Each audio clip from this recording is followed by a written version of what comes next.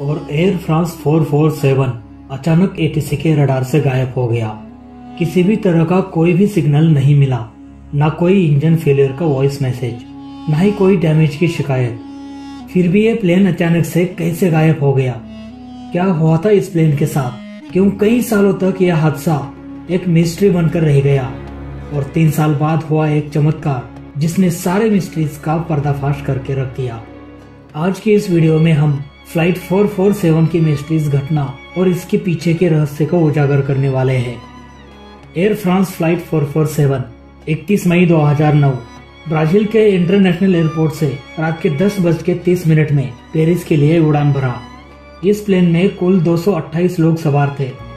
Brazil से Paris जाने में लगभग 10 से 12 घंटे का वक्त लग जाता है और एयर फ्रांस 447 लगभग 3 घंटों का सफर कर चुका था। एटीसी लगातार संपर्क बनाए हुए थे। ये प्लेन अब समुद्र के बीचों बीच पहुंचने वाला था। तभी एटीसी का कांटेक्ट प्लेन से टूट गया। समुद्र के बीचों बीच प्लेन से संपर्क टूटना नॉर्मल था, क्योंकि आमतौर पर ऐसी जगहों में प्लेन से एटीसी के रडार से बाहर चले जाते हैं। वहीं दूसरी ओर समुद्र के उस पार सेनेगल एटीसी भी प्लेन से संपर्क नहीं कर पा रहे थे, क्योंकि उसका रेंज भी वहां तक नहीं पहुंच पा रहा था।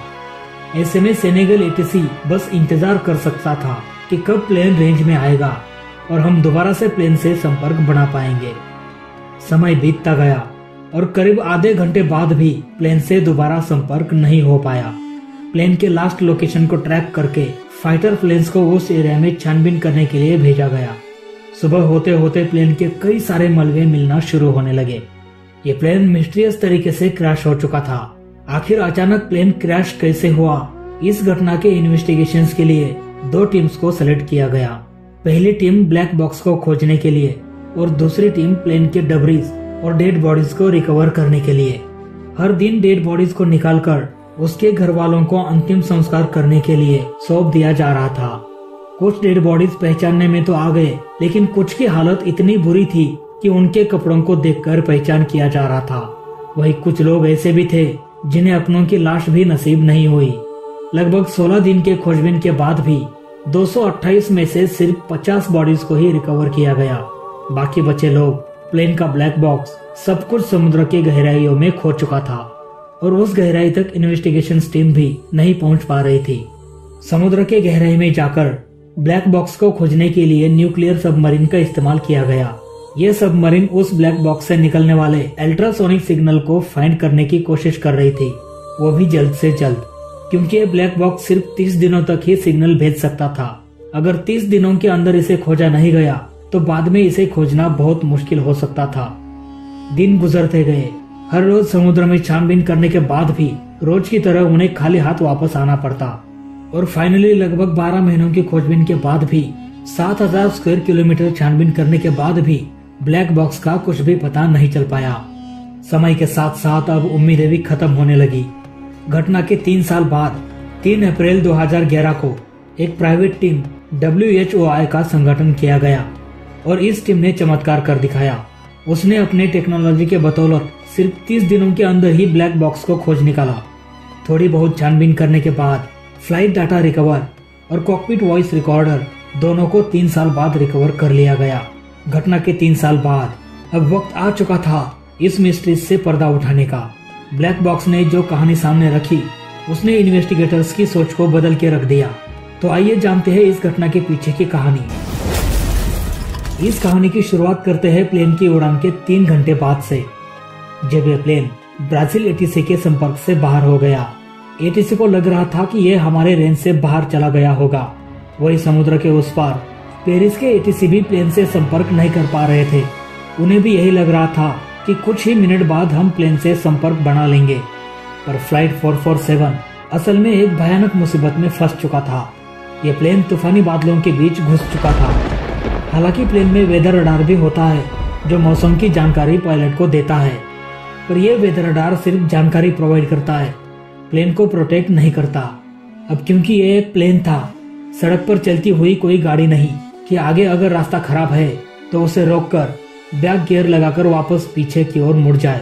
नहीं, प्लेन के साथ ऐसा नहीं किया जा सकता। अगर ये एक बार तूफानी बादलों में घुस जाए तो किसी भी तरह से प्लेन को उसका सामना करना ही पड़ेगा।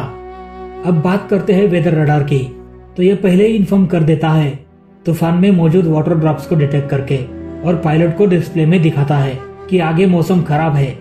लेकिन यहाँ पर सवाल ये आता है कि पायलट को तूफान के बारे में कितनी देर पहले पता चलता है। आखिर इस वेदर रडार का रेंज क्या होता है? दोस्तों, एक प्लेन तूफान को कितनी दूरी तक देख सकता है ये डिपेंड करता है एंटीना के पावर पर।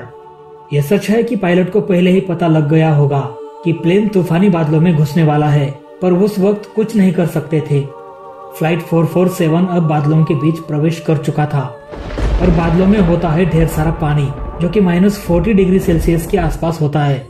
अब तक तो प्लेन में सब कुछ ठीक था, सिर्फ ATC से संपर्क टूटा था, पर उसकी अभी जरूरत भी नहीं थी। कुछ मिनट बादलों के बीच उड़ान भरने के बाद अजीब सी आवाज सुनाई देने लगी। यह आवाज बर्फ के टकराने की थी। प्लेन को लगभग 10 घंटे का उड़ान भरना था, इसलिए प्लेन में 3 पायलट थे। प्लेन का सबसे एक्सपीरियंस कैप्टन 3 घंटे ऑलरेडी प्लेन उड़ा चुका था और इसलिए वो रेस्ट करने चला गया। अब प्लेन का कंट्रोल को पायलट के हाथों में था, जिसका एक्सपीरियंस दोनों पायलट से कम था। रात का समय, ऊपर से तूफान, बर्फ के टकराने की आवाजें, इन सारी घटनाओं से को पायलट पैनिक होने लगा था। पर अभी भी ऑटो पायलट अच्छे से काम कर रहा था। प्लेन तूफानों के बीच भी अच्छे से उड़ान भर रहा था। जोर से गिरने वाले बर्फ के टुकड़े प्लेन के पिटॉट ट्यूब यानी कि उन सेंसर को सीज करने लगे थे, जो ऑटो पायलट को इम्पोर्टेंट जानकारी देते हैं, जैसे कि कितनी तेजी से हवाई चल रही है, प्लेन की नोज का पोजीशन सही है या नहीं, प्लेन का एल्टीट्यूड क्या है। ये सारे के सारे सेंसर सीज होने लगे थे, जिसकी वजह से प्लेन में भले ही 2 या 3 ऑटो पायलट हो, पर इन्हें भी जानकारी सेंसर से ही मिलती है। अगर ये सेंसर में कुछ खराबी आ जाए तो ऑटो पायलट अंधा हो जाएगा, वो ठीक से काम नहीं कर पाएगा। और ठीक ऐसा ही हुआ फ्लाइट 447 के साथ। पिटॉट ट्यूब बर्फ के कारण ब्लॉक हो गया, जिसकी वजह से ऑटो पायलट डिसएंगेज हो गया। पर ऑटो पायलट और सेंसर का कनेक्शन टूट जाने के बाद ये प्लेन हवा में लेफ्ट की ओर रोल करने लगा। को पायलट ने तुरंत ही प्लेन को मैनुअल कंट्रोल में ले लिया और प्लेन को सीधा करने के लिए साइड स्टिक को राइट की ओर मोड़ दिया। अब ये प्लेन कभी लेफ्ट की ओर तो कभी राइट की ओर रोल हो रहा था और को पायलट प्लेन के रोलिंग को स्टेबल करने में लगा हुआ था। करीब 3-4 मिनट तक ऐसा ही चलता रहा। इसके बाद को पायलट ने एक बहुत बड़ी गलती कर दिया। उसने साइड स्टिक को पीछे की ओर खींच लिया, जिसके कारण प्लेन का नोज ऊपर की ओर होने लगा और प्लेन का एल्टीट्यूड लगातार तेजी से बढ़ने लगा। नॉर्मली प्लेन का एल्टीट्यूड 2000 से 3000 की पर मिनट की स्पीड पर बढ़ाया जाता है, लेकिन फ्लाइट 447 7000 फीट पर मिनट की स्पीड से ऊपर जा रहा था, वो भी तूफानी बादलों से होते हुए। प्लेन का एंगल ऑफ अटैक बढ़कर 30 डिग्री हो चुका था और ये खतरे की पहली घंटी थी। प्लेन का नोज ऊपर होने से प्लेन को लिफ्ट मिलना बंद हो गया और तेज हवाओं के टकराने से प्लेन में ड्रैग बढ़ने लगा, जो कि प्लेन की स्पीड को स्लो करने की कोशिश करता है। को पायलट पहले से ही कंफ्यूज था। ऊपर से प्लेन का एल्टीट्यूड, प्लेन का स्पीड, प्लेन का ऑटो पायलट खराब हो जाना, प्लेन में बर्फ के टकराने की आवाजें, इन घटनाओं के कारण को पायलट और भी डर गया। तभी एक अलार्म बजने लगा। ये था स्टॉल अलार्म। जब प्लेन का नोज जरूरत से ज्यादा ऊपर चला जाता है तो हवाएं तेजी से प्लेन को टकराने लगती है और प्लेन को लिफ्ट मिलना बंद हो जाता है। फ्लाइट 447 अब को पायलट के कंट्रोल से बाहर चला गया। अब दूसरे पायलट ने प्लेन का कंट्रोल हाथ में ले लिया और यहाँ पर उन्होंने एक सही डिसीजन ले लिया। उन्होंने प्लेन के नोज को डाउन करने के लिए अपनी साइड स्टिक को डाउन करने लगा, लेकिन दूसरा को पायलट अभी भी प्लेन के साइड स्टिक को पीछे की ओर खींच रहा था, जबकि दूसरा पायलट साइड स्टिक को आगे की ओर मूव कर रहा था। दोनों ही पायलट अपोजिट डायरेक्शन में फोर्स लगा रहे थे। अब प्लेन का कंप्यूटर भी कंफ्यूज हो गया कि सुने तो आखिर किसकी बात सुने, पायलट या फिर को पायलट। यहाँ पर अलग अलग कमांड होने की वजह से पायलट की दोबारा लिए गए सही डिसीजन को भी कंप्यूटर कैंसिल कर दे रहा था। पायलट अब प्लेन के नोज को डाउन भी नहीं कर पा रहे थे, जिसकी वजह से लगातार प्लेन की स्पीड में कमी होने लगी थी और को पायलट तो अभी भी साइड स्टिक को पीछे की ओर खींच के रखा था। अब ना तो पायलट और ना ही को पायलट प्लेन को कंट्रोल कर पा रहे थे। प्लेन का स्पीड लगातार कम होने से और लिफ्ट ना मिलने से ये एक पत्थर की तरह नीचे गिरने लगा। तभी वहां पर कैप्टन की एंट्री हुई, जो इस प्लेन में सबसे एक्सपीरियंस पायलट थे। पर अफसोस उनकी एंट्री बहुत लेट हुई। उन्होंने देखा कि स्टॉल अलार्म कभी ऑफ हो रहा था तो कभी ऑन हो रहा था। दरअसल ऐसा इसलिए कि कभी कभी प्लेन का सेंसर ऑन हो रहा था और ऑन होते ही ये बताने की कोशिश करता कि प्लेन स्टॉल कंडीशन में जा चुका है, लेकिन फिर बर्फीले तूफान उस सेंसर को ब्लॉक कर रहा था और दोबारा से स्टॉल अलार्म बंद हो रहा था। कैप्टन के पास पहली चुनौती थी नोज को डाउन करना, तभी प्लेन को बचाया जा सकता था। अब प्लेन का नोज और बढ़ के 40 डिग्री हो चुका था। कैप्टन के आने के बाद को पायलट को यह एहसास हुआ कि वो साइड स्टिक को पीछे खींच के रखा था और इसी कारण से अब तक प्रॉब्लम क्रिएट हो रहा था। और गलती का एहसास होते होते बहुत देर हो चुकी थी। प्लेन का स्पीड अब बेहद धीमा हो गया।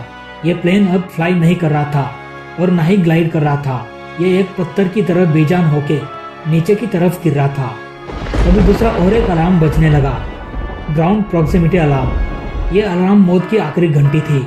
ये अलार्म तब बजता है जब प्लेन जमीन के अधिक नीचे आता है।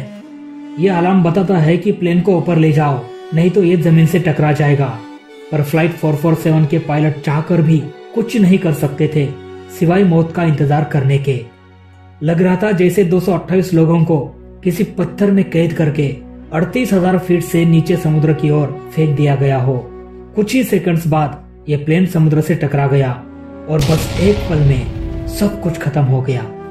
इस प्लेन क्रैश ने पायलट को एक नई सीख दी कि कैसे सामना किया जाता है ऐसे कंडीशन में, ऐसे तूफानी बादलों में। आइए इसे भी समझ लेते हैं। दोस्तों, ऑटो पायलट की आंखें नहीं होती। ये सेंसर्स की मदद से इन्वायरमेंट की जांच करता है, प्लेन को कंट्रोल करता है। अगर आपका प्लेन बादलों के अंदर दाखिल नहीं हुआ है तो आप इसे अवॉइड करके किसी दूसरे डायरेक्शन में जा सकते हैं। लेकिन अगर आप इसके अंदर चले जाते हैं तो बस एक ही ऑप्शन बच जाता है, जब तक ये क्लाउड खत्म ना हो जाए प्लेन को बस उसी तरह उड़ाते रहो। चाहे प्लेन कितना भी हिले, कितना भी रोल हो जाए, इन सब चीजों की परवाह ना करते हुए आपको सिर्फ एक ही काम करना है, प्लेन को सिर्फ स्टेबल करने की कोशिश करें, ना कि डायरेक्शन को बदलने की। क्योंकि ये नेचर इन हवाओं की मदद से ही प्लेन फ्लाई करते हैं। आप इनके खिलाफ नहीं जा सकते, बस उसकी मदद से फ्लाई कर सकते हैं। भले ही प्लेन के सारे सेंसेस डेड हो जाए, भले ही ऑटो पायलट अपना काम करना बंद कर दे, चाहे इंजन फेलियर ही क्यों ना हो जाए, आपको सिर्फ एक ही काम करना है, बस प्लेन को सीधा उड़ाते रहना और कुछ नहीं। हालांकि खराब सेंसेस की वजह से थोड़ी बहुत प्रॉब्लम हो सकती है, लेकिन कम से कम इतना बड़ा हादसा तो नहीं होगा। फ्लाइट 447 के पायलट ने सबसे बड़ी गलती ये की कि उन्होंने साइड स्टिक को पीछे की ओर खींच लिया। आमतौर पर को पायलट का एक्सपीरियंस कम होता है और ऐसे भयानक सिचुएशन में अक्सर घबरा जाते हैं। काली अंधेरी रात, खराब सेंसर, खराब ऑटो पायलट, बर्फ की टकराने की आवाजें, stall warning alarm, ground proximity alarm, इतने सारे प्रॉब्लम्स एक ऐसे पायलट के साथ आते हैं जिसे बहुत ही कम एक्सपीरियंस है।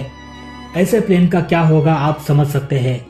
आई होप ये वीडियो देखने के बाद एयर फ्रांस 447 की पूरी कहानी आपको समझ आ गई होगी। अगर ये वीडियो आपको पसंद आया हो तो वीडियो को लाइक करना, अगर पसंद नहीं आया हो तो वीडियो को डिसलाइक कर देना और इन दोनों कंडीशन में चैनल को सब्सक्राइब जरूर कर लेना। मिलते हैं दोस्तों अगली वीडियो में, तब तक के लिए जय हिंद, जय भारत।